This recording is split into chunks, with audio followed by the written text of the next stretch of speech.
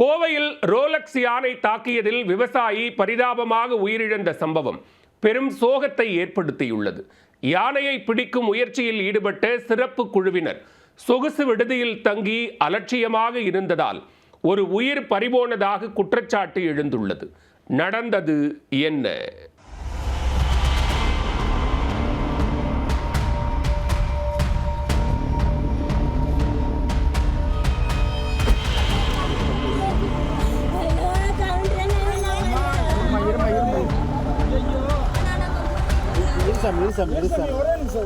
Rolex என்று அழைக்கப்படும் யானை மிதித்ததில் வயிற்றிலிருந்து குடல் வெளியே வந்து விவசாயி ஒருவர் உயிருக்கு போராடிய சம்பவம் கொலை நடுங்கச் செய்திருக்கிறது.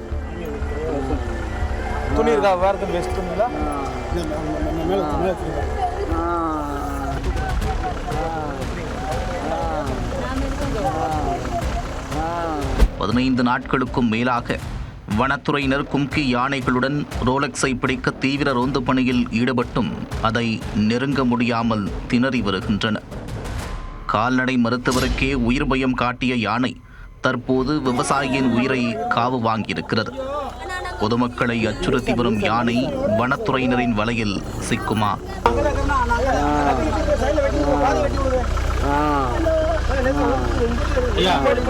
கோவை மாவட்டம் தொண்டாமுத்தூர் மற்றும் அதன் சுற்றுவட்டார பகுதிகளில் அண்மை காலமாக ரோலெக்ஸ் யானை உலா வந்து கொண்டிருக்கிறது. தொடர்ந்து ரோலெக்ஸ் யானை அட்டகாசம் செய்து வந்ததால் அந்த யானையை பிடித்து அடர்ந்த வனப்பகுதியில் விட வேண்டும் என்று பொதுமக்கள் கோரிக்கை விடுத்தனர். இந்நிலையில் யானையை பிடிக்கும் பணியில் 15 நாட்களுக்கும் மேலாக வனத்துறையினர் தீவிரமாக ஈடுபட்டுள்ளனர். இதற்காக 3 கும்கி யானைகள் வரவழைக்கப்பட்டு 50 பேர் கொண்ட வனத்துறையினர் 4 குழுக்களாக பிரிந்து தொடர்ந்து கண்காணித்து வருகின்றனர். கால்நடை மருத்துவர்கள் மூலம் மயக்க ஊசி செலுத்தியும் அசராத யானை அசால்ட்டாக வனத்துறையினருக்கு போக்கு காட்டி வருகிறது. இந்நிலையில் கடந்த 19ஆம் தேதி நள்ளிரவில் தொண்டாமுத்தூர் அடுத்த தேவராயபுரம் பகுதியில் முகாமிட்டிருப்பதாக வனத்துறையினருக்கு தகவல் கிடைத்தது. உடனே வனத்துறையினர் மற்றும் கால்நடை மருத்துவர்கள் அங்கு விரைந்து சென்றனர். அப்போது ட்ரோன் கேமராவின் சத்தத்தால் திடீரென மிரண்ட யானை கால்நடை மருத்துவர் விஜயராகவனை தாக்கியது. யானை தாக்கியதில் மருத்துவருக்கு முதுகு பகுதியில் காயம் ஏற்பட்டதுடன் கையில் எலும்பு முறிவு ஏற்பட்டது. தற்போது தொண்டாமுத்தூர் சுற்றுவட்டார பகுதிகள் மற்றும் மருதமலை வனப்பகுதியை ஒட்டியுள்ள விவசாய நிலங்களுக்குள் புகுந்து ரோலெக்ஸ் யானை அட்டூழியம் செய்து வருகிறது. முன்னெச்சரிக்கை நடவடிக்கையாக அந்த யானை எங்கு செல்கிறது என்று கண்காணித்து லொகேஷன் மூலம் தெரியப்படுத்த வேண்டும் என்று வனத்துறையினருக்கு விவசாயிகள் கோரிக்கை விடுத்திருந்தனர்.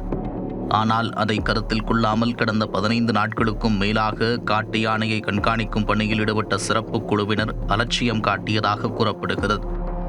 இந்நிலையில் வியாழக்கிழமை இரவில் மருதமலை வனப்பகுதியை ஒட்டியுள்ள விவசாய நிலத்திற்குள் ரோலெக்ஸ் யானை புகுந்துள்ளது.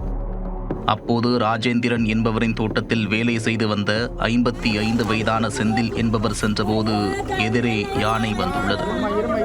யானையை கண்டதும் அவர் சுதாரிப்பதற்குள் விரட்டிச் சென்று தாக்கியுள்ளது. அதில் யானை விவசாயியின் வயிற்றில் மிதித்து அவரது குடல் வெளியே வந்து வலியால் துடித்திருக்கிறார். பின்னர் அங்கு வந்த மருத்துவ குழுவினர் விவசாயி செந்திலுக்கு முதலுதவி சிகிச்சை அளித்து அரசு மருத்துவமனைக்கு அனுப்பி வைத்தனர். ஆனால் அவர் சிகிச்சை பலனளிக்காமல் பரிதாபமாக உயிரிழந்தார். யானையை கண்காணித்து பிடிக்க வந்த சிறப்பு குழுவினர் சொகுசு விடுதியில் தங்கி குதூகலம் போட்டதாக விவசாயிகள் குற்றம் சாட்டியுள்ளனர். எனவே அலட்சியமாக இருந்த வனத்துறையினர் மீது கடும் நடவடிக்கை எடுக்க வேண்டும் என்று கோரிக்கை எழுந்திருக்கிறது.